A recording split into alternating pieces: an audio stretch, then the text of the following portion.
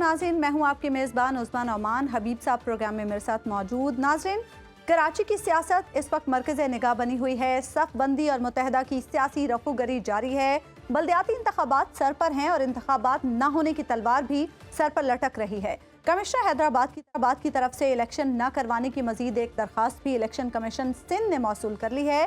3 administrators की मुअत्तली का परवाना भी जारी हो चुका है। तुरफा तमाशा, जो हुकूमत में है वो इलेक्शन नहीं चाहते, जो हुकूमत में नहीं वो इलेक्शन चाहते हैं। एक जानिब धरना, रैली और एहतजाज है, जबकि दूसरी जानिब राब्ते, मुलाकातें और मुज़ाकरात हैं। एक मुज़ाकरात नई हल्का बंदियां करवाने के लिए हो रहे हैं, तो दूसरे मुज़ाकरात MQM के 5 धड़ों को मुत्तहिद करवाने के लिए हैं। फिर इसमें भी 2 सूरतें हैं। कुछ धड़े मिलने के ख्वाहां हैं, तो कुछ धड़ों को मिलाने वाले मिलाना नहीं चाहते। जो मिलने के ख्वाहां हैं उनकी अपनी ख्वाहिशें हैं, और जो मिलाना चाहते हैं उनके मन की अपनी मुरादें हैं। लेकिन तमाम की चाहत यह है कि कराची के सियासी उफक पर पतंग छा जाए, जिसके लिए इंतखाबी कवायद और ज़वाबित को पूरा करना लाजमी है। हल्का बंदियों के साथ इस मामले की भी ज़रूरत है कि 15 जनवरी को बल्दियाती इंतखाबात ना हो। ये ज़रूरत किसकी है? मुत्तहदा के मुत्तहिद होने, हल्का बंदियों, बल्दियाती इंतखाबात और इसके मुमकिना बाइकॉट और इससे जुड़े मजीद सवालात के जवाब लेने के लिए इस वक्त हमारे साथ प्रोग्राम में मौजूद हैं गवर्नर सिंध इमरान खान टिसोरी साहब। कामरान टिसोरी साहब, सबसे पहले तो आपसे ये जानना चाहेंगे, बल्दियाती इंतखाबात की तारीख है 15 जनवरी, क्या 15 को इंतखाबात हो रहे हैं? मैं समझता हूँ कि देखें, इलेक्शन कमीशन ने एक डेट दी है और इंतखाबात की डेट जब फिक्स है तो उसी डेट पर होने चाहिए, अनलेस के इलेक्शन कमीशन उस डेट को चेंज ना करे। मेरे पास MQM पाकिस्तान के दोस्त आए थे और उनकी कुछ रिजर्वेशंस थी डिलिमिटेशन के हवाले से, और उनका ये कहना और मानना है कि हल्का बंदियाँ ठीक नहीं की गई, और जो उनके और पीपल्स पार्टी के दोस्तों के दरमियान एक एग्रीमेंट है जिसकी शिक्स 7 पर, जिस पे PDM के तमाम ही दोस्तों के साइन मौजूद हैं, वहाँ ये लिखा हुआ है कि हल्का बंदियाँ दोनों जमातें करेंगी। तो MQM का मुतालबा है, अब देखते हैं पीपल्स पार्टी के दोस्त उस पर क्या राय रखते हैं और आइंदा आने वाले दिनों में क्या फैसला किया जाता है। आपने एक रोल भी तो प्ले किया था कि MQM और पीपल्स पार्टी को बिठा के आपने यूँ कहिए कि सालसी करने की कोशिश की। आप भी इस बात पे, आपके हवाले से भी ये बयान सामने आया था कि आप भी इन हल्का बंदियों को दुरुस्त नहीं समझते। देखें, मैं बहैसियत वफाक के नुमाइंदे के, मैं सभी सियासी जमातों का भी गवर्नर सिंध हूँ, और मैं ये कोशिश करता हूँ और करता रहूँगा कि सभी के दरमियान हम आनगी और इत्तफाक राय के साथ फ़ैसले किए जाएं और इंतशार की फ़िज़ा ना कायम हो, और इत्तफाक के साथ ही नफाक के बग़ैर एक दूसरे के साथ बैठ के मशावरत की जाए ताकि लोगों का नुकसान ना हो। पहले ही बहुत नुकसान हो चुका है इस सूबे में, सूबा पानी में बह गया है। शहर कराची जो मईशत का शहर कहलाता था, रोशनियों का शहर, वो मुजरिमों का शहर बनता जा रहा है। खंडरात हो गए हैं, रोड रास्ते टूटे हुए हैं, लोगों के दिल भी टूट गए हैं, बेरोज़गारी बढ़ गई है, स्ट्रीट क्राइम है, लोगों के घरों में गैस नहीं है, मीठा पानी नहीं है, जबकि समंदर भी इसी शहर में है, और लोगों के पास बिजली भी नहीं आती यहाँ। तो इस सारी सूरत हाल में जो हालात और माहौल है उसमें हमें बहुत बुर्दबारी का मुजाहरा करते हुए सियासत नहीं करनी चाहिए, बल्कि मफाहमत के साथ लोगों को रिलीफ देने के लिए ऐसे मामलात और वाक़यात ना हो कि फिर इंतशार की फिज़ा कायम हो। साहब, हमारे दस्तूर के मुताबिक आपने अभी जो कुछ कहा है, ये इस पे तो सूबाई हुकूमत चार्जशीट हो सकती है। इस पे तो अगर आप वज़ीर आला को ख़त लिखें तो बड़ी आईनी प्रॉब्लम पैदा हो जाएगी। देखें, बात वज़ीर आला की या मेरी नहीं है, बात है लोगों की। मैं आपसे पूछता हूँ अभी भाई, क्या लोगों को गैस मिल रही है? लोगों के घर के चूल्हे जल रहे हैं? क्या लोगों को रोज़गार मिल रहा है? क्या स्ट्रीट क्राइम इस शहर में नहीं हो रहा है, इस सूबे में नहीं हो रहा है? और सिर्फ इस सूबे की बात नहीं करते, हम पूरे पाकिस्तान की बात कर लेते हैं कि जो इस वक्त मईशत का अदम इस्तेकाम है, सियासी अदम इस्तेकाम है, इसको कंट्रोल तो करना है ना। جی اور کہیں نہ کہیں گورنر سے تو یہ صاحب سب شروع کرنا ہے. آپ کی لوگ تمام انتظار باتیں کر رہے ہیں. جی آپ کی تمام باتیں اپنی جگہ پر بالکل درست ہیں، لیکن تحریک انصاف آپ کے حوالے سے ریزرویشن ظاہر کر رہی ہے.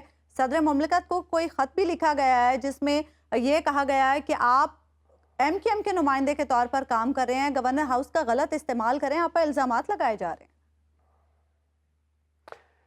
دیکھیں میں تو ان کے کسی الزام کا جواب نہیں دیتا. میں نے سوشل میڈیا پہ اپنے اکاؤنٹ سے کچھ تصاویر شائع کی ہیں، آپ بھی دیکھ لیجئے گا، جس میں اسی گورنر ہاؤس کے اندر عمران اسماعیل صاحب دوسری سیاسی جماعتوں سے آئے ہوئے لوگوں کی شمولیت کروا رہے ہیں. اسی میرے آفس کی تصویریں ہیں وہ. الحمدللہ میں نے اس گورنر ہاؤس میں کسی بھی سیاسی جماعت کی نہ تو شمولیت کروائی ہے اور نہ ہی کوئی سیاسی پروگرام رکھا ہے.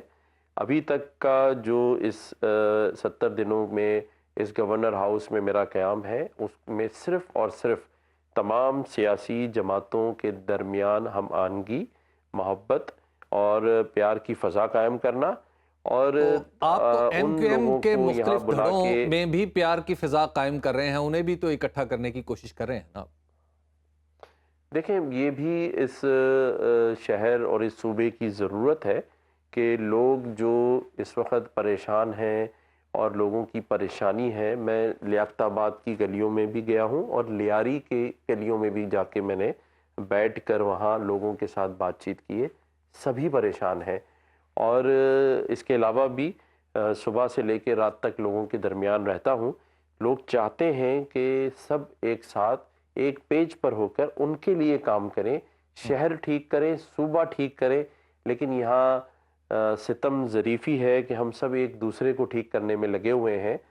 میرے لیے یہ خط تو انہوں نے لکھ دیا جس نے بھی لکھا، لیکن ایسا کوئی خط مجھے نظر نہیں آیا جو 3.5 سال میں یا آج بھی کسی نے صدر مملکت ہی کو لکھا ہو کہ اس صوبے میں یہ مسائل ہیں، لوگ پریشان حال ہیں، زندگی گزارنا محال ہے، لوگ دال خریدنے کی بھی سخت سے محروم ہو چکے گورنر ہیں. صاحب یہ بات ٹھیک ہے، بات ہے لیکن ایٹ دا سیم ٹائم آپ جو ایم کیو ایم کو اکٹھا کرنے کی کوشش کر رہے ہیں، ان کوششوں کا احوال بتائیے کہ وہ کہاں تک کامیاب ہوئی ہیں آپ کی.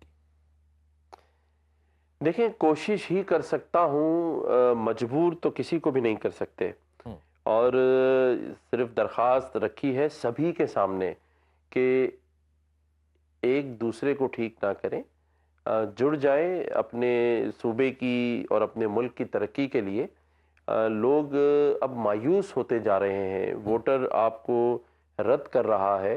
10% سے زیادہ اس بائی الیکشنز میں تناسب نہیں ہے ووٹوں کا، کیونکہ لوگ ناراض ہیں، لوگوں کے کام نہیں ہو رہے. لوگ گھر کے باہر قدم رکھتے ہیں تو وہاں کچرا اور سیوریج کی لائنیں اس طرح سے ان کا منہ چڑھا رہی ہوتی ہیں کہ گھر آپ کے کو کیا اندر جواب نہ ملا گیس پھر اور آپ بجلی. کی اس کوشش کا اور اس درخواست کا؟ مثبت جواب ملا ہے، اور اسی کوششوں کی وجہ سے کل ڈاکٹر خالد مقبول صدیقی بھائی مصطفیٰ کمال بھائی کے پاس گئے تھے، اور ڈاکٹر فاروق ستار بھائی کے پاس بھی جائیں گے. اور اسی طرح سے سب ایک دوسرے کو آپس میں اپنی رنجشیں اور ذاتیات کو نکال کر ملک کے وسیع تر مفاد میں اور لوگوں کی بھلائی کے لیے ایک ہو کر کام کریں. انشاءاللہ تعالی اللہ بہتری کرے گا. اچھا گورنر صاحب، آپ نے کہا کہ ایم کیو ایم کا اتحاد صوبے کی ضرورت ہے. یہ بھی سوال اٹھایا جا رہا ہے کہ یہ اتحاد کیا سیاسی ضرورت ہے یا پھر کسی کی خواہش ہے، یا کسی کو روکنے کی ضرورت ہے؟ دیکھیں ایسا بالکل بھی نہیں ہے. میں آپ کی بات کو سمجھ رہا ہوں. بات یہ ہے کہ وقت کی ضرورت سب سے اہم چیز ہوتی ہے. جب بھوک ستاتی ہے تو پھر یہ نہیں پوچھا جاتا کہ کہاں سے کیا لینا ہے اور کیا کھانا ہے. صرف اس وقت یہی خیال ہوتا ہے کہ اپنا پیٹ بھر لے انسان. لوگ بہت زیادہ تنگ ہیں. شہر اور یہ صوبہ سیلاب کی زد بہہ گیا، اور شہر یہ سب غریب ہو گئے ہیں لوگ اس صوبے کے. اور جب غربت گھر میں آتی ہے تو پھر وہ رنگ، نسل اور مذہب نہیں دیکھتی. ٹھیک بات. لوگ تکلیف میں ہیں، اور اچھا جب لوگ گورنر تکلیف صاحب میں یہ ہوں بتائیے گا کہ تو وہاں ایک پر بات یہ کہی جا رہی ہے، نزاکتیں جو نہیں ہوتی، ایم کیو ایم سیاست پاکستان نہیں کے ہوتی. سٹالوارٹس ہیں، وہ یہ کہہ رہے ہیں کہ آپ کی درخواست کو فوری طور پہ قبول کر لیا پی ایس پی نے، اور فاروق ستار صاحب نے، لیکن آپ کو حکم دینا پڑا خالد مقبول صدیقی صاحب کو؟ دیکھیں، خالد مقبول صدیقی بھائی ایم کیو ایم پاکستان کے سربراہ ہیں اور انہوں نے ہی مجھے گورنر سندھ کے لیے نامینیٹ کیا ہے. ٹھیک ہے. اور آئندہ کا جو منظرنامہ ہے اس میں ڈاکٹر خالد مقبول صدیقی بھائی سربراہ ایم کیو ایم پاکستان ہوں گے اور باقی سبھی لوگ ان کی مشاورت میں ان کے ساتھ کام کریں گے. کوئی ایک دوسرے کو حکم نہیں دے رہا، سب پیار محبت سے ایک دوسرے کو برداشت کر کر آگے چلیں گے، لوگوں کے لیے، عوام کے لیے اور عوام کی بھلائی اور ان کے کاموں کے لیے انشاءاللہ. گورنر صاحب، وزیر اعظم نے آپ کو بلایا تھا کہ آپ ایم کیو ایم کو راضی کریں، تو آپ اس مشن میں کہاں تک کامیاب ہوئے کہ ایم کیو ایم جڑی رہے؟ دیکھیں، میں یہ بات آپ سے بڑا کلیئرلی بتا دوں کہ کسی نے بھی کوئی بات ایسی مجھ سے نہیں کی. ایک انیشیٹو میں نے لیا تھا کہ تمام ہی سیاسی جماعتوں کے درمیان ہم آہنگی پیدا ہو، اور پی ڈی ایم میں جو ساری جماعتیں جڑی ہوئی ہیں جس میں ایم کیو ایم پاکستان بھی موجود ہے، 2 دن پہلے جو زرداری صاحب کے پاس ایک بیٹھک لگی اور بڑی طویل بیٹھک تھی، اس میں بھی یہی بات ہوئی کہ کسی قسم کا انتشار آصف علی زرداری صاحب بھی نہیں چاہتے، اور سبھی لوگ اس بات پہ متفق تھے کہ کوئی ایک ہم آہنگی کے ساتھ آپس میں بیٹھ کے صلح صفائی کے ساتھ کوئی ایسا وے آؤٹ نکالا جائے کہ معاملہ آگے بڑھے. اور یہی کوشش میری بھی ہے، اور وزیر اعظم صاحب سے بھی جب وہ سکھر تشریف لائے تھے تو میری ان سے بات ہوئی تھی، وہ بھی یہی چاہتے ہیں کہ ملک میں انتشار نہ ہو اور لوگوں کے کام کریں، اور یہ جو کچھ بھی ٹائم ہے الیکشن تک تو لوگوں کے جو مسائل ہیں ان کو حل کر لیا جائے تاکہ لوگوں کو ریلیف ملے، کیونکہ 3-4 سالوں میں لوگ بڑی پریشانی سے اپنا ٹائم گزار کے زندگی اور موت کی کشمکش میں آپ بے جس روزگاری سکون کے کی ساتھ بات کر رہے ہیں، تھے. جس سکون کو آپ لانا چاہ رہے ہیں سندھ کی سیاست میں یا پاکستانی سیاست میں، بڑی اچھی بات ہے، لیکن ایٹ دا سیم ٹائم جو بلاول بھٹو زرداری صاحب ہیں ان کے بیانات تو کچھ اور کہتے ہیں. وہ کہتے ہیں کہ الیکشن بھی ٹائم پہ ہوں گے، اور ان کا لہجہ تو بڑا تلخ ہے. دیکھیں، الیکشن تو ہر آدمی چاہتا ہے کہ ہو، اور ہر آدمی چاہتا ہے کہ کراچی کا میئر اس کی سیاسی جماعت سے ہو، تو اس خواہش کا اظہار کرنا تو کوئی غلط بات نہیں ہے. سبھی سیاسی جماعتیں چاہتی ہیں کہ الیکشن ہو، سبھی سیاسی جماعتیں چاہتی ہیں ان کا میئر ہو. یہ تو لوگوں نے چناؤ کرنا ہے اور ڈیسائیڈ کرنا ہے کہ وہ کس کو چاہتے ہیں میئر کراچی اور وہ کس کو ووٹ کریں گے. تو لیٹس سی کہ کیا عوام ڈیسائیڈ کرتی ہے. لیکن خواہش رکھنا تو کوئی غلط بات نہیں ہے. گورنر صاحب، اگر پرانی حلقہ بندیوں پر ہی الیکشن ہوتے ہیں تو کیا ایم کیو ایم الیکشن میں جائے گی یا بائیکاٹ کرے گی؟ دیکھیں، بحیثیت گورنر سندھ میں سیاسی بات تو نہیں کر سکتا، اخلاقی بات ہی کے ساتھ بات ہو سکتی ہے. یہ تو ایم کیو ایم پاکستان کی ثواب دید ہے، ان کے سربراہ کی، ان کی رابطہ کمیٹی کی، کہ وہ ڈیسائیڈ کریں کہ وہ کیا کرنا چاہتے ہیں. اچھا میں تو گورنر سیاست پر صاحب، بات نہیں کر سکتا اس پہ. ایک وقت میں آپ کی جب ایم کیو ایم میں شمولیت ہوئی تھی تو آپ وجہ اختلاف بن گئے تھے. آپ کی وجہ سے کہا جاتا ہے کہ ایم کیو ایم ٹوٹ گئی اور فاروق ستار صاحب دوسری طرف چلے گئے. یہ آپ نے ان 2 دھڑوں کے درمیان ایک متفقہ شخصیت کا جو درجہ ہے وہ کیسے حاصل کیا؟ دیکھیں، میں تو پہلے بھی جوڑنے آیا تھا، توڑنے نہیں آیا تھا، اور لیکن ٹوٹ آج گئی تھی بھی نا؟ جوڑنے کا کام کر رہا ہوں سبھی کے درمیان، صرف ایم کیو ایم کے نہیں، پورے صوبے میں اور پورے ملک میں جو بھی لوگ ہیں. اسلام بھی ہمیں یہ کہتا ہے کہ سگے بھائیوں میں بھی نا اتفاقی ہو تو اس کو اتفاق میں کروا دینا چاہیے. میں نہیں سمجھتا کہ کوئی ایسی وجہ اب رہے گی کہ نا اتفاقی ہو اور ایک دوسرے کے ساتھ لوگ نفرت سے رہے.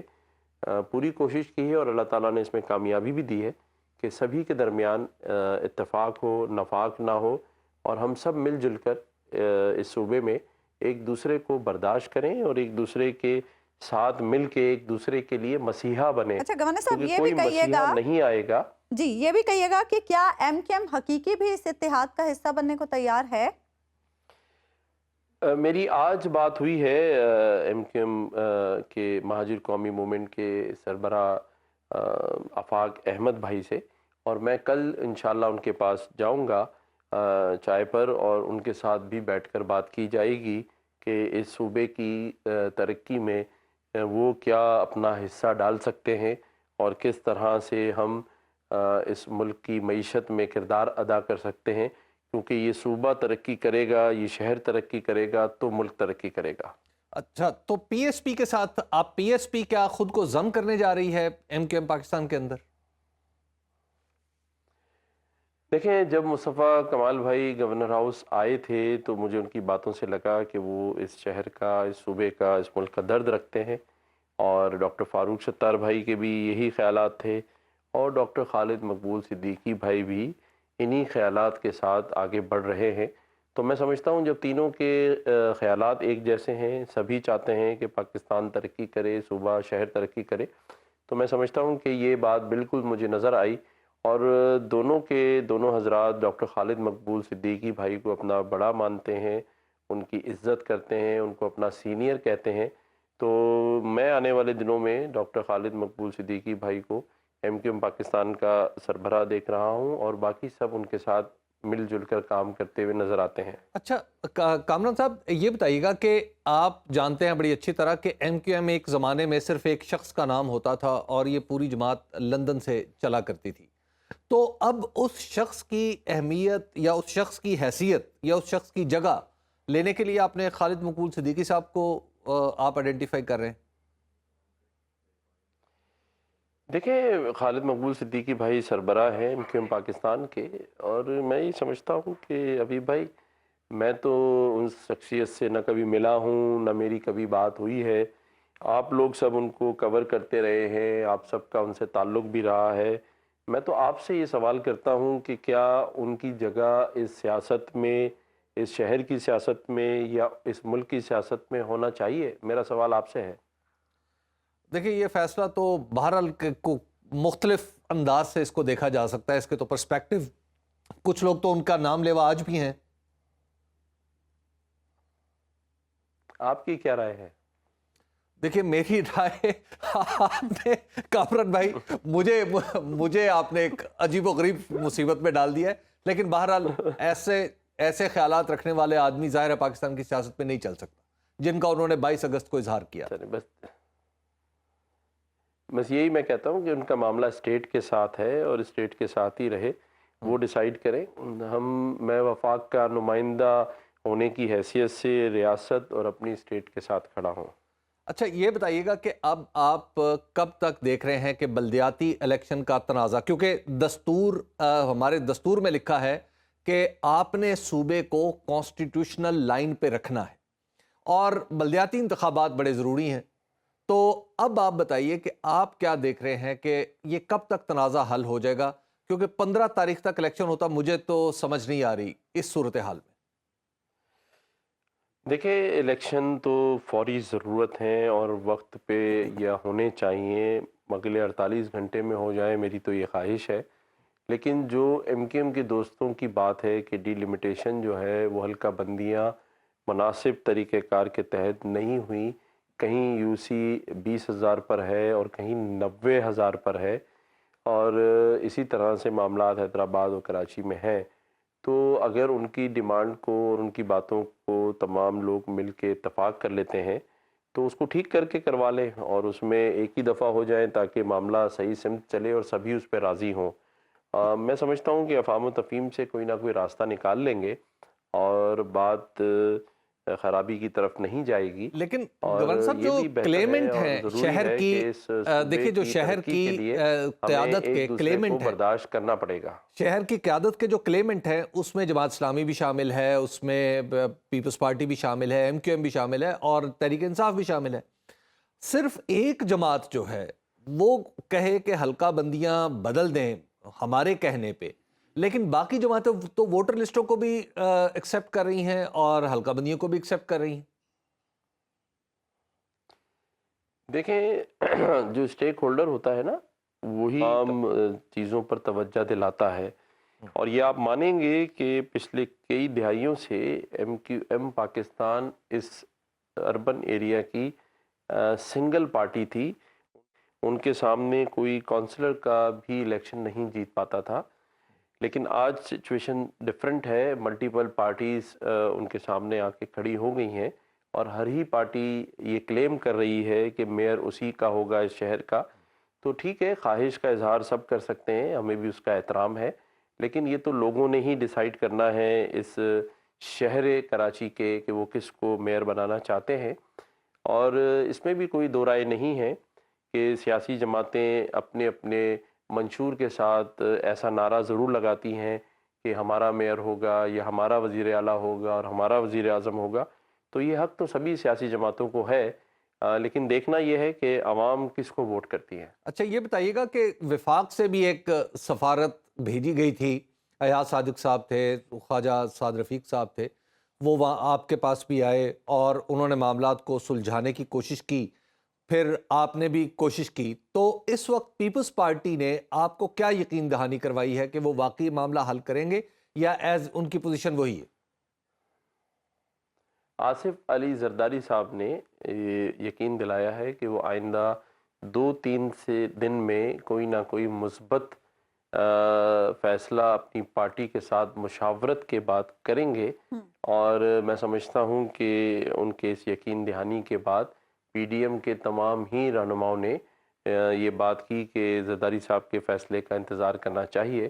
اور ایم کیو ایم کے دوستوں نے یہ بھی کہا میرے ساتھ جب ان کی بات ہوئی کہ ہم انتظار کر لیتے ہیں, مثبت جواب آتا ہے تو اچھی بات ہے, otherwise M Q M Pakistan بھی پھر ہر قسم کا اپنا فیصلہ کرنے میں آزاد ہوگی, جو وہ کہتے ہیں ان کی جو بات چیت ہے. یعنی وہ حکومت چھوڑ بھی سکتی ہے ایم کیو ایم اگر یہ معاملہ طے نہیں ہوتا اگلے 2-4 دن میں؟ دیکھیں یہ تو سیاسی جماعتیں ہیں, ان کا اپنا فیصلہ ہوگا. ڈاکٹر خالد مقبول صدیقی بھائی سربراہ ہیں, وہ ڈیسائیڈ کریں. میں بحیثیت گورنر اس معاملے میں تو نہیں بتا سکتا کہ وہ کیا رائے رکھتے ہیں اور وہ کیا فیصلہ کریں گے. اچھا آپ بلدیاتی الیکشن کے حوالے سے ساری ایکٹیویٹی کر رہے ہیں اور مطلب ظاہر ہے آپ نے, لیکن اس میں نظر یہ آتا ہے کہ آپ صرف ایم کیو ایم اور پیپلز پارٹی کے درمیان تو برج کر رہے ہیں, ایم کیو ایم کے مختلف دھڑوں کے اندر تو برج کرنے کی کوشش کر رہے ہیں, لیکن پی ٹی آئی والے, جماعت اسلامی والے آپ کے کسی اس طرح کی مشاورت میں نظر نہیں آتے؟ نہیں, ایسا نہیں ہے. میں سب سے پہلے یہاں کراچی میں جماعت اسلامی کے مرکز پر گیا تھا. حافظ نعیم الرحمان صاحب نے بڑا پرتقاب استقبال بھی کیا, اور اس کے بعد میں پیر صاحب پگاڑا کے پاس بھی گیا اور ان سے بھی میری 3 ملاقاتیں ہوئیں. اس کے ساتھ ساتھ ایاز لطیف علیجو صاحب کے پاس اور پیپلز پارٹی کے جناب بلاول بھٹو زرداری صاحب, آصف علی زرداری صاحب, فریال تالپور صاحبہ اور بھی مختلف سیاسی جماعتوں کے سربراہان سے میری بات چیت ہوئی ہے. سینیٹر ہمارے جو جماعت اسلامی کے ہیں امیر سراج الحق صاحب سے میری بات ہوئی, مولانا فضل الرحمان صاحب سے بات ہوئی, اور ان کی صوبائی قیادت راشد سومرو صاحب سے میری بات ہوئی. تو یہ مشاورت اور بات چیت تو تبھی تمام سیاسی جماعتوں کے سربراہان سے بھی اور ان کے سندھ کے جو سربراہان ہیں ان کے ساتھ اور تمام جو مسالک اور مسلک کے لوگ ہیں ان کے ساتھ بھی میرا مسلسل رابطہ ہے. اور میں یہی چاہتا ہوں بلدیاتی الیکشن کے حوالے سے آپ ایسا لگتا ہے کہ آپ پی ٹی آئی کا تقاضا اور جماعت اسلامی کا تقاضا کچھ نظر انداز کر رہے ہیں؟ نہیں, جماعت اسلامی کے دوستوں سے میں رابطے میں ہوں مسلسل. پی ٹی آئی کی جہاں تک بات ہے, میں نے گورنر بننے کے بعد تمام ہی گورنرز کو ٹیلی فون کیا تھا, اور میں نے عمران اسماعیل صاحب کو بھی ٹیلی فون کیا اور انہوں نے میرا فون نہیں ریسیو کیا, اور میں سمجھتا ہوں کہ مصروف ہوں گے تو ان کی کال میری ان سے مس ہو گئی ہے. ورنہ ان کے ساتھ ایک اچھا تعلق رہا ہے اور ایک اچھے انسان ہیں, اور میں سمجھتا ہوں کہ جن مسائل میں انہوں نے بھی گورنرشپ چلائی ہے ان سے زیادہ مسائل کے ساتھ میں اس کو کنٹینیو کر رہا ہوں.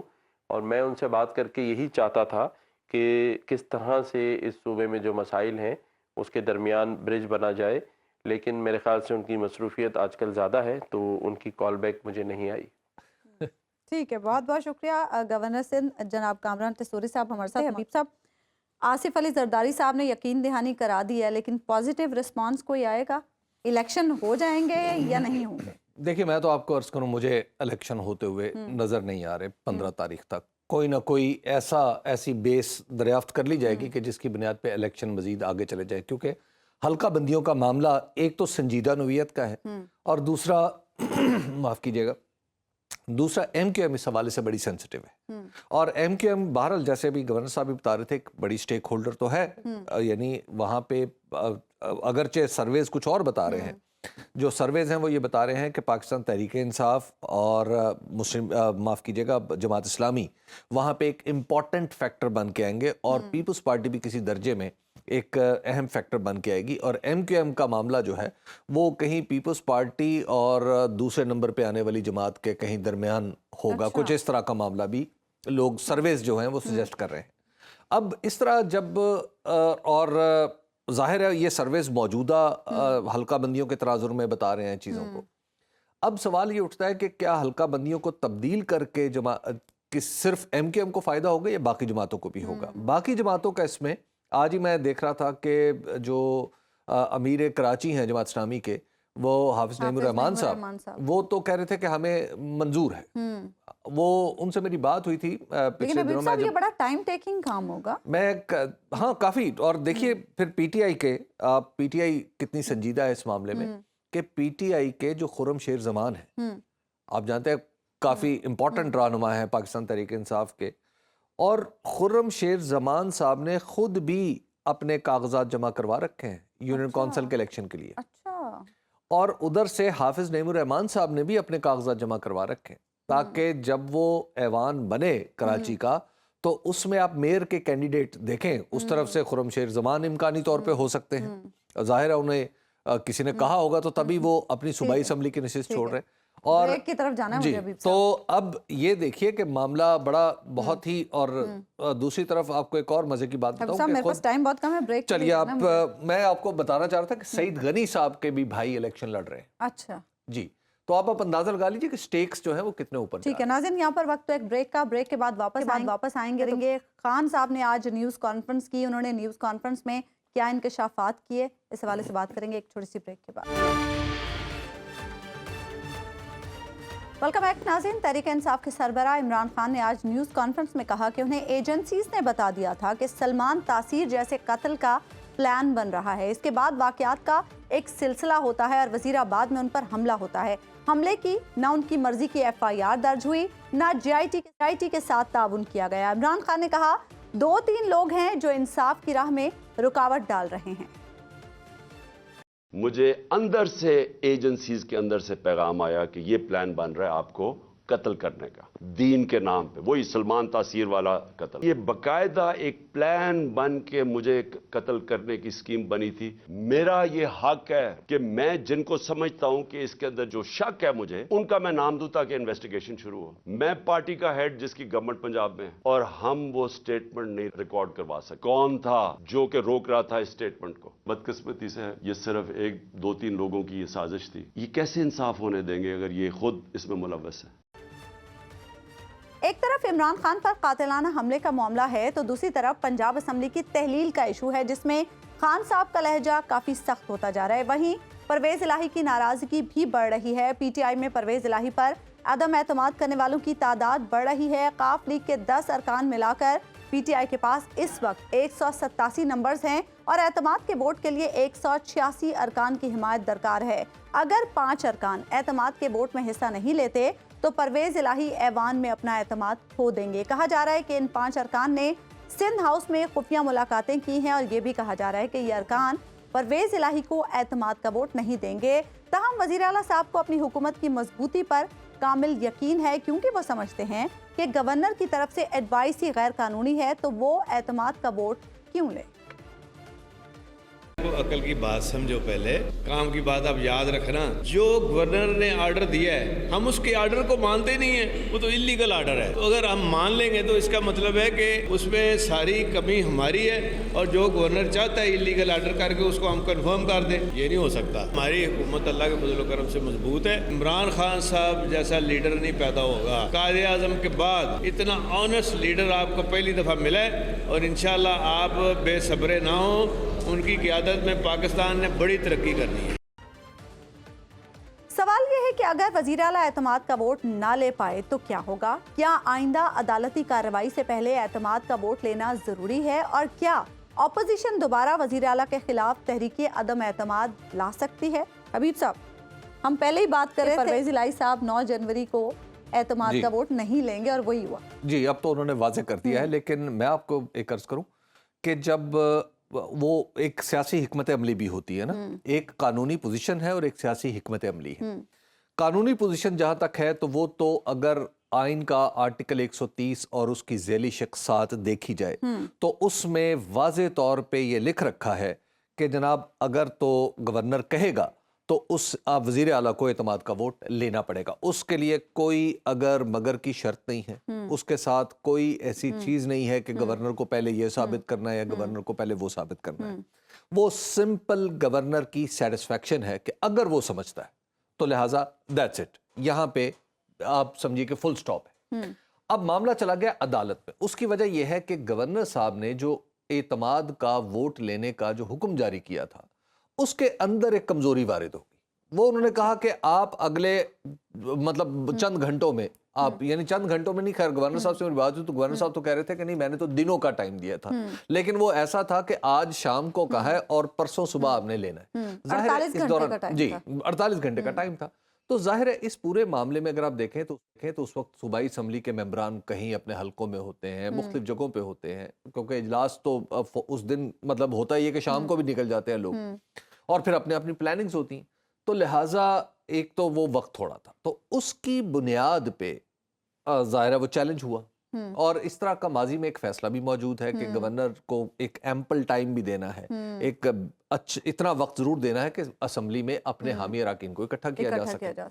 तो उस बुनियाद पे टेक्निकली वो आप देखें कि अदालत ने उसको अदालत ने कुछ टाइम दे दिया वजीर आला को। अब यहाँ पे सवाल ये पैदा होता है कि अब क्या आइंदा इजलास जो होगा उसमें गवर्नर का हुक्म माना जाएगा या गवर्नर के हुक्म को अदालत में होने की बुनियाद पे उसको नजरअंदाज कर दिया जाएगा। अब 9 को वो एतमाद का वोट नहीं ले रहे। देखिए तो 9 फिर क्या को होगा? तो देखिए 9 को अगर वो एतमाद का वोट नहीं लेते तो 11 तक तो वैसे ही वो अदालत में है ना मामला। अब ये भी हो सकता है कि अदालत गवर्नर साहब को कह दे कि जनाब गवर्नर साहब आपने चूंकि मुनासिब वक्त नहीं दिया था लोगों को इकट्ठा होने का, तो इस बुनियाद पे आप जारी करदा जो हुक्म है ये मुकम्मल तौर पे नल एंड वॉइड है, इसको कलअदम करार दे लेकिन अभी देते से हैं। पहले तो बड़े दावे किए जा रहे थे कि हम 11 से पहले एतमाद का वोट ले लेंगे और बार बार इंस्ट्रक्शंस भी खान साहब यही दे रहे थे। देखिए कि आसिफ अली जरदारी साहब का जादू, बहरहाल मैंने आपको इसी प्रोग्राम में एक दफा अर्ज किया था कि खवातीन पे वो खुसूसी काम कर रहे हैं, तो उन पे और रिजर्व सीट्स पे भी वो काम कर रहे हैं, तो वो काम जारी है। अच्छा आप देखिए कि PMLN ने बहुत ही दिलचस्प एक मूव की, PDM ने बल्कि उन्होंने पहले तो तहरीक अदम एतमाद जमा करवाई और फिर तहरीक अदम एतमाद वापस ले ली। अब लेकिन एतमाद का वोट लेने का बोझ जो है इसलिए उन्होंने पूरे का पूरा परवेज इलाही साहब पर डाल दिया है और PTI पे डाल दिया है। अब अगर एतमाद का वोट लेने के लिए वजीर आला साहब मूव करते हैं तो ये नाराज अराकीन को मनाना पड़ेगा और नाराज अराकीन को मनाना पड़ेगा या क्या करना पड़ेगा। अब ये तो आपको पता है पॉलिटिक्स में कुछ भी हो सकता है। होगा नहीं, आप ये देखिए कि ये भी तो हो सकता है कि जिस तरह के आज उनसे मंसूब बयानात आ रहे हैं वजीर आला से कि जनाबे अली अगर आपने फलां शख्स के खिलाफ बात करना बंद ना की तो हमारे आपके रास्ते अलग भी हो सकते हैं। लेकिन साथ ही जो बयान आता है वो ये आता है कि जनाब हम इमरान खान के साथ डट के खड़े हैं। ये बयान मुनीस इलाही साहब की तरफ से आता है। देखिए आज भी यही हुआ, आज भी यही हुआ कि गुजरावाला में उन्होंने किसी से बात की लेकिन वो कैमरे पे नहीं की। वो ये बताया कि जनाब आप देखें कि इन्हें ये नहीं करना चाहिए, इन्हें ये नहीं करना चाहिए, लेकिन जो कैमरे पे कहा, ये कहीं गुड कॉप बैड कॉप तो नहीं ये खेल रहा है। देखिए मामला इसी तरह है। उसकी वजह यह है कि जितना भी मामला लटकेगा वो जाहिर है वो चौधरी परवेज इलाही साहब की जो सियासत है उसको कुछ फरोग मिलता है ना, तो और उनका तो ऑब्जेक्टिव बड़ा स्टेटेड ऑब्जेक्टिव है कि वो असेंबली तोड़ना नहीं अच्छा अभी मुझे खान साहब के बयान पे भी जाना है, लेकिन उससे पहले एक शॉर्ट क्वेश्चन कि अगर एतमाद का वोट नहीं ले पाते फिर क्या होगा? नहीं ले पाते तो फिर जाहिर है नए वजीर आला का इंतखाब होगा, लेकिन उसके लिए अब शर्त यह है, मुझे ऐसे मतलब जो मेरी इंफॉर्मेशन है वो ये है कि फिलहाल PMLQ हो या पाकिस्तान तहरीक इंसाफ हो वो बिल्कुल अदालत की तरफ देख रहे हैं, अदालत पे रिलायंस है उनका। और उन्हें ये तवक्को है कि अदालत इस हुक्मनामे को कलअदम करार दे। अच्छा, खान साहब ने आज प्रेस कॉन्फ्रेंस की और खान साहब ने कहा कि मुझे एजेंसीज़ ने पहले ही बता दिया था कि सलमान तासीर साहब का जिस तरह से कत्ल हुआ उस तरह की कोई मनसूबा बंदी की जा रही है, और उन्होंने पूरे तमाम बुज़रा के बयानात कोट भी किए अपनी देखिए, तकरीर में। मामला ये है कि जिस दिन ये हमला हुआ, यानी साबिक वज़ीर आज़म पे वज़ीराबाद में, उससे पहले ये बात खुद वज़ीर आज़म मियां वाली के जलसे में कह चुके थे और अक्टूबर में कह चुके थे। अब और उसके बाद फिर ये सिलसिला हम देखते हैं कि बाकायदा तौर पर जो उनकी किसी बयान को उठाना, फिर उसको हद से बढ़ाना, खुद आप जानती हैं अच्छी तरह कि PMLN इस बात की दाई रही है पिछले कुछ अरसे से कि मज़हब को या किसी शख्स के मजहबी ख्यालात को हदफ नहीं बनाना। लेकिन आप वन फाइन मॉर्निंग उठते हैं तो आपको PTV पे नज़र आते हैं जनाबे जावेद लतीफ़ साहब, और मियाँ जावेद लतीफ़ साहब जो हैं वो उनको खुदा न खास्ता उनके जो इमरान खान साहब की बाज़ बातों को इस तरह खोल के बयान कर रहे हैं कि जैसे वो खुद अचानक एक आलिम हो गए हों। फिर बाद में उनके मजहबी एतराज़ात, उनके ऊपर कुछ मजहबी एतराज़ात आपको पता है मरियम नवाज साहिबा की तरफ से भी आए। तो ये सारी चीज़ें शक तो पैदा करते, ख्वाजा आसिफ साहब की तरफ से भी आए, और ख्वाजा आसिफ साहब तो भी रिसेंटली भी सियालकोट में मैं उनका एक सुन रहा था, एक प्रोग्राम और टीवी पे वो लाइव चल रहा था, तो मैं सुन रहा था कि उसमें भी वो अपने मजहबी होने पे बड़ा इसरार कर रहे हैं। अब आप ज़रा तसव्वुर कीजिए ना कि यकायक आखिर ये ऐसा क्या हुआ कि इमरान खान साहब के मजहबी ख्यालात PMLN के लिए तकलीफ दे हो गए। ये सोचने की बात है ना, और बिल्कुल उसकी जो स्टेटेड पॉलिसी है उसके अगेंस्ट चले गए। अब मैं इसमें नहीं समझता कि इमरान खान साहब को, यानी ये जो जिन लोगों के नाम लिए हैं, कि इन्होंने कुछ साजिश की, शायद इनका महज इतना ही होगा कि इमरान खान साहब को लोगों की नजरों में, ज़ाहिर है जो सियासतदान होते हैं वो एक दूसरे के साथ इस तरह की कशमकश में रहते हैं। जब हम मजहबी लिहाज से किसी के बारे में बात करते हैं तो बड़ी वो खतरनाक तो हो जाती है, लेकिन बहरहाल जैसे हमारी पॉलिटिक्स है, थ्रेटनिंग होती है, जैसे कि सलमान तासीर साहब, जैसे हमारी पॉलिटिक्स है तो इसमें खतरनाक तो हो जाती है। अच्छा, एक और बात खान साहब ने कही कि मौजूदा सिस्टम में 2-3 लोग ऐसे हैं जो इंसाफ की राह में रुकावटें डाल रहे हैं। इशारा किसकी तरफ है? देखिए, ये तो इमरान खान साहब ही बेहतर बता सकते हैं। हबीब साहब, सहाफियों को भी बड़ा कुछ पता होता है, सहाफियों को देखिए, तो। बात यह है कि इमरान खान साहब का ख्याल ये है कि बहुत कुछ लोग वाकई हैं, और बाज़ के नाम वो माजी में लेते रहे हैं, हमें क्या ज़रूरत है लेने की, लेकिन वो बाज़ के नाम माजी में लेते रहे हैं, और वो कहते हैं कि इनकी वजह से सिस्टम के अंदर मेरे खिलाफ एक नफरत भी पैदा हुई है और सिस्टम मुझे इंसाफ भी देने से गुरेजा है। तो ये बात तो उनकी किसी दर्जे में दुरुस्त है, लेकिन अब मसला ये भी, इसमें ये भी देखना है कि क्या इमरान खान साहब जो कहें क्या वो ऐने इंसाफ है, ये भी तो आपने देखना है ना। अभी जो उनकी JIT की रिपोर्ट, जिस पे कल हम फवाद चौधरी साहब से भी बात कर रहे थे, अब वो JIT की रिपोर्ट के ऊपर विफाक का भी एक मौक़िफ़ सामने आया है। राना सनाउल्लाह साहब कह रहे हैं कि ये JIT मुतनाज़ा है, लिहाजा इसकी रिपोर्ट की कोई अहमियत नहीं है, इसके फैक्ट्स को भी अदालत में चैलेंज किया जा सकता है। अब ये सारी चीज़ें हैं, अब मामला इतना उलझ गया है कि आपको लगता यह है कि कुछ अंदाज़ा नहीं होता कि कौन सच कितना बोल रहा है। लेकिन एक चीज़ फैक्ट है, क्या वो फैक्ट यह है कि क्या इमरान खान पे कातिलाना हमला हुआ? हाँ, हुआ।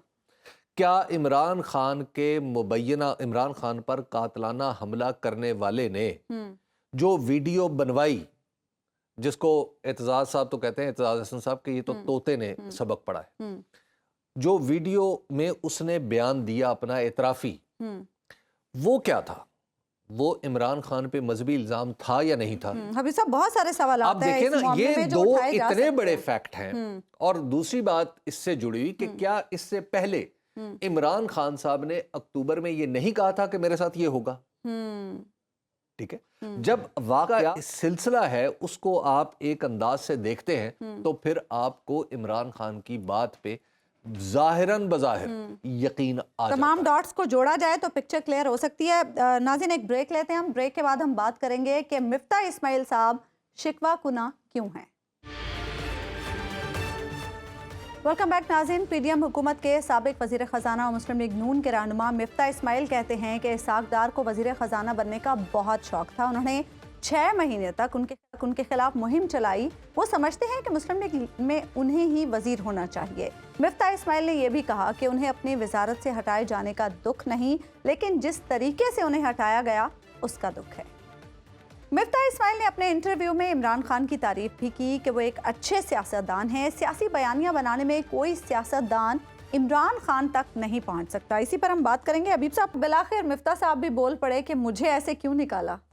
देखिए, इससे पहले कि मैं आपको ये ज़रा दास्तान बताऊं, मैं आपको थोड़ी सी एक बात वाजे कर दूं। ये जो भी आपने इमरान खान साहब की तारीफ थोड़ी सी उसमें की है ना, मिफ्ता साहब की ज़ुबानी आपने जो सुनाई है, मिफ्ता साहब जहां एक तरफ तारीफ करते हैं वह साथ ही तनकीद भी करते हैं। इसका दूसरा हिस्सा ये कि इमरान खान साहब पॉलिसी के बारे में कुछ नहीं जानते। लेकिन खैर, मैं आपको एक अंदाज़ा बता सकता हूँ, वो ये है कि फ़िलहाल तो वो मुस्लिम लीग नून में नहीं। अच्छा। जो मुझे लग रहा है कि मुस्लिम लीग नून में उनकी स्पेस कम है। अच्छा, ये जो आपने जैसे कहाँ पूछा, आप गालिबन इसका जवाब ये चाहती है कि मैं कहूँ कि पीटीआई में जा चुके हैं। ऐसा नहीं है। नहीं, उनकी बातों से तो देखिए, फिर ऐसे ही सोचा जा सकता है। पीटीआई में उनकी दोस्तियां बहुत अच्छी, और असद उमर से उनकी बहुत अच्छी दोस्ती ताल्लुक है। फिर जो फवाद हैं, फवाद चौधरी साहब, उनसे बहुत ही गहरा ताल्लुक है। इसी तरह हम्माद से बहुत अच्छा ताल्लुक है। तो लिहाजा ये दोस्तियां तो उनकी बहुत है। और लेकिन ये दोस्तियां कोई रंग भी लाएंगी मुझे या नहीं? लग रहा है कि ये दोस्तियां किसी न किसी सतह पे जाके रंग ले आएंगी। अब अंदर की बात यह है कि मिफ्ता इस्माइल साहब जब आए वजारत ख़जाना में, यानी दूसरी बार जब वज़ीर ख़जाना बने, तो उस वक्त ये शहबाज शरीफ साहब और शायद खाकान अब्बासी साहब का ख्याल ये था कि इनको मुकम्मल काम करने की आज़ादी दी जाए। लेकिन वो इसहाक डार साहब जो थे वो ऐसा नहीं चाहते थे। इसहाक डार साहब को लगता अच्छा नहीं था कि कोई भी शख्स उनकी जगह पर पार्टी के अंदर एक ख़जाने का विज़िट बन के, यानी ख़जाने को समझने वाला, इकोनॉमिक्स को समझने वाला कोई आदमी उनकी बराबरी को पहुंचे। तो लिहाजा एक तो ये बुनियादी बात थी, जिसे आप रश कह सकते हैं, कुछ हसद तो मेरा नहीं ख्याल वो एक सख्त लफ्ज़ है, एनवियस आप कह सकते हैं कि थोड़ा वो एनवी करते थे कि इस जगह को कोई और बंदा फिल ना करे। इस मामले में हुआ ये कि यानी जब ये वजारत में थे मिफ्ता इस्माइल साहब, तो अब होता ये था कि लंदन से इसहाक डार साहब बराह रास्त कभी प्रिंसिपल सेक्रेटरी को फ़ोन करते थे, कभी सेक्रेटरी खजाना को फ़ोन करते थे, बाकायदा डिक्टेट करवाते थे। अच्छा, अब ये बातें जब मिफ्ता इस्माइल साहब तक पहुंची तो उन्होंने, जाहिर है वजीर थे, उन्हें पता था कि मेरे नीचे क्या हो रहा है, तो उन्होंने इसके बारे में शायद खाकान अब्बासी साहब को भी कहा, शहबाज शरीफ साहब को भी कहा, लेकिन उन्होंने कहा नहीं, आप काम करते रहें, वो करें जो आप मुनासिब समझते हैं, बस ये नंबर्स वगैरह मंगवाते रहेंगे। लेकिन बात उससे आगे बढ़ती चली गई और इसहाक डार साहब ने न सिर्फ नंबर मंगवाना शुरू कर दिए, बल्कि पॉलिसी भी सेक्रेटरी को और नीचे डिक्टेट करवाना शुरू कर दिया। जब ये प्रॉब्लम हुआ तो उसमें हुकूमत के अंदर दो अमली आ गई कि जाहिर है एक वजारत खजाना तो बहुत सेंसिटिव काम है, और बिलखुसूस पाकिस्तान जैसे मुल्कों की। तो वहां पे जब दो अमली आ गई तो उसका नतीजा ये हुआ कि इनकी पॉलिसी इंप्लीमेंटेशन में कुछ प्रॉब्लम आई। इसी दौरान फिर ये भी होता रहा कि इन्हें 2-3 दफा लंदन बुलाया गया मिफ्ता इस्माइल साहब को। मिफ्ता इस्माइल साहब गए तो अब आपने कई दफा वो फुटेज चलती हुई देखी होगी, मतलब यानी मुख्तलिफ औकात में जब नवाज शरीफ साहब किसी मीटिंग को चेयर कर रहे होते हैं तो वो हेड ऑफ द टेबल बैठे होते हैं, और उनके एन पीछे आमतौर पे इसहाक डार साहब बैठा करते थे। लंदन में जब ये होती थी, होता ये था कि जैसे ही कोई इकोनॉमिक्स की बात आती थी तो मिफ्ता इस्माइल साहब को 2-3 दफा बड़े सख्त और तल्ख लहजे में इसहाक डार साहब ने मुखातिब भी किया, और न सिर्फ मुखातिब किया बल्कि इनके आर्गूमेंट को रिफ्यूट करना तो एक अलग बात है, बल्कि आर्गूमेंट को कहा कि आप सिंपली ये कहा कि आप गलत कह रहे हैं, रद्द कर दिया। अच्छा, हुआ ये कि उस पे जाहिर मिफ्ता इस्माइल साहब नौजवान भी हैं, उनका भी खून जोश खाता है, और फिर एक बड़ी फैमिली और फिर एक बड़ी फैमिली के आदमी है। अब ये मामला यहाँ तक पहुँचा कि एक दफ़ा शाहिद खाकान अब्बासी साहब और मिफ्ता इस्माइल साहब दोनों लंदन गए, तो शाहिद खाकान अब्बासी साहब को मिफ्ता इस्माइल साहब ने कहा कि अच्छा, उनका भाइयों वाला रिलेशन है, बहुत क्लोज है एक दूसरे के। उन्होंने कहा शाहिद भाई, अगर आज इस शख्स ने बदतमीजी की तो इसको उन्हीं सिक्कों में जवाब मिलेगा। अच्छा, यहाँ तक नौबत यहाँ तक आ गई। लेकिन उस दिन ये खैर गुजरी कि उस दिन कुछ नहीं हुआ, वरना चिंगारियां जो थी वो लंदन से उठनी थी और आग यहाँ पे भड़कनी थी। उसके बाद फिर ये हुआ कि कुछ लोगों को बाकायदा तौर पर जनाब इसहाक डार साहब ने लंदन से हदायत की कि वो इनके खिलाफ कैंपेन चलाएं। اب کوئی سینٹ میں جا کے اپنی معاشی پالیسیوں پہ تنقید کر رہا ہے، کابینہ کے اندر لوگوں نے آواز اٹھانا شروع کر دی. یاد ہے مجھے اچھا آپ کو یاد ہے نا مقامات پہ اس طرح سے باتیں ہوتی مختلف فورم سے کی اس جاتی میں مختلف جگہوں سے جناب اس طرح کی آوازیں آنا شروع ہو گئیں. حال اچھا پھر یہ ہوا، طے کیا کابینہ نے کہ چونکہ معاشیات کے حوالے سے جو پی ڈی ایم ہے وہ کچھ زیادہ کامیاب نہیں ہو رہی، تو اس کی معاشی پالیسی کو واضح کرنے کے لیے مفتاح اسماعیل صاحب ٹیلی ویژن پہ جایا کریں بطور وزیر خزانہ. اچھا اب جب انہوں نے ایک دو پروگرام کرنے شروع کیے مفتاح اسماعیل صاحب نے، تو اس پہ بھی اسحاق ڈار صاحب کو تھوڑی پریشانی لاحق ہوئی، کیونکہ مفتاح اسماعیل صاحب پالیسی کے طور پہ اب ڈاکٹریٹ ہیں، وہ پی ایچ ڈی ہیں اکنامکس میں. ان کا خیال تھا کہ کرنسی کو پیگ کرنا یا مصنوعی طور پہ روکے رکھنا بہت ہی بڑا ظلم ہے. جو اسحاق ڈار صاحب جو اسحاق ڈار صاحب کا فیوریٹ ایشو یہ ہے کہ کرنسی نہ گرنے پائے. اچھا اب یہ تو پالیسی کا اختلاف ہے، ڈیبیٹیبل ہوتا ہے. کئی جگہ ایک چیز ایک حکمت عملی ٹھیک ہوتی ہے، کئی جگہ دوسری، کئی بار دوسری حکمت عملی ٹھیک ہوتی ہے. لیکن خیر جب انہوں نے یہ بیان دینا شروع کیا کہ جناب ہم تو ڈالر کو نہیں روک رہے، نہ ہم روپے کو روک رہے ہیں، لہٰذا مارکیٹ جو فورسز ہیں وہ طے کریں. اب جب مارکیٹ فورسز نے طے کرنا شروع کر دیا تو اس پہ مزید دباؤ مفتاح اسماعیل صاحب پہ آنا شروع ہو گیا. اور ایک موقع پہ تو یہ بھی ہوا کہ شہباز شریف کو کہا گیا کہ آپ مفتاح اسماعیل کو کہیں، ظاہر نواز شریف صاحب نے کہا تھا کہ آپ مفتاح اسماعیل کو کہیں کہ آپ ٹی وی پہ جانا بند کر دیں. اچھا جی اب وہ ٹی وی پہ جانا پھر بند ہو گئے. سمجھو کلوزنگ کی طرف جانا ذرا. اب جب ٹی وی پہ جانا بند ہو گئے تو وہ بھی ایک بڑی مصیبت، مطلب ان کے لیے بھی پریشانی کا باعث کہ آخر میں وزیر خزانہ ہوں اور مجھے اس طرح ڈکٹیٹ کرایا جائے. اچھا پھر لاسٹ وہ بھی پڑھے لکھے، وہ ایک پڑھے لکھے وزیر خزانہ. اچھا بیچ میں پھر ایسا ہوا کہ درمیان میں صلح صفائی کی بھی کوشش ہوئی. اچھا کہ اسحاق ڈار صاحب اور مفتاح اسماعیل صاحب کے درمیان کوئی صلح صفائی کر دی جائے. لیکن ظاہر ہے اسحاق ڈار صاحب کو منانا بڑا مشکل تھا، اور ان کی آپ کو پتہ ہے عزیزداری بھی ہے نواز شریف صاحب سے، تو سمدھانے کا معاملہ بھی ہے. تو ہمارے ہاں تو سمدھانے کا معاملہ بڑا نازک ہوتا ہے. تو لہٰذا اس میں نواز شریف صاحب نے اپنا وزن جو ہے وہ غلام اسحاق، سوری معاف کیجیے گا، بار بار اسحاق ڈار صاحب کے پلڑے میں ڈال دیا. اب وہاں سے پھر معاملات پھر مزید خراب ہوئے تو پھر انہوں نے خاموشی اختیار کر لی. اور پھر ظاہر ہے وزارت سے جس طرح ان سیریمونیسلی وہ خود بتاتے ہیں کہ مجھے نکالا گیا. جب وہ نکالے گئے تو اس کے بعد بھی لوگوں نے کہا کہ جی آپ خاموش رہیں. اچھا لیکن اسحاق ڈار صاحب نے ایسا نہیں کیا. انہوں نے دو تین، ان کا خیال یہ ہے، مفتاح اسماعیل صاحب کو بتایا گیا یا ان کا یہ خیال ہے کہ ٹی وی پروگراموں میں اسحاق ڈار صاحب نے نہ صرف ان کے اوپر تنقید کی بلکہ کچھ ایسے پروگرام آرکیسٹریٹ بھی کرانے کی کوشش کی جن میں مفتاح اسماعیل صاحب پر تنقید ہو. تو لہٰذا انہوں نے وہ جو فائر بندی تھی وہ ختم کی اور انہوں نے پھر فائرنگ شروع کر دی. انہوں نے بھی پھر جواب دینا شروع کر دیا.